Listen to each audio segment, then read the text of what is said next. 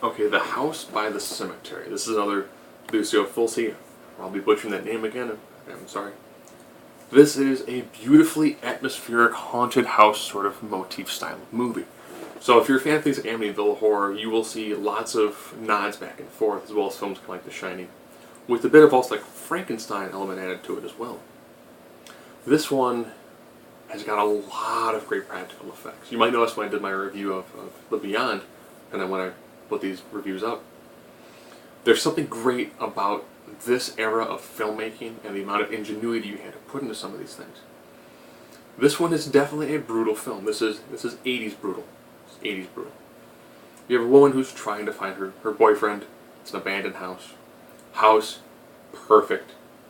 There's something great about looking like they actually filmed in a house. You know, when you're doing soundstage filming of this sort of style, which was less prevalent back then, it's hard to get the proper shading and the proper atmosphere and the proper cinematography. When you're actually filming inside a house, there's so many spots that just can't be lit from natural light sources, even overhead lighting, that it adds a really, really great level of depth to everything going on in the movie. Because there are spots where you can't see. So it has that much more organic feel, because it's actually in a house.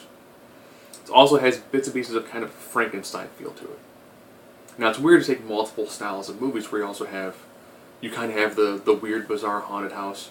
You do have killers inside the house. You do have body harvesting. You do have a supernatural element to it. Just beautifully done. Lots of elements going on here, and they all work well. I will say this is a fantastic film to watch. You know, this is one of those, you sit down in your house, you turn the lights off, and you watch it, and you walk around your house and be like, you know, at any point in time, some little bizarre off-corner location could very easily have something horrible lurking in the corners. And it's not overdone. It's not like a splatter gore fest. It's got just the right amount of atmospheric violence to match the cinematography and the atmosphere of the house. Beautifully done film.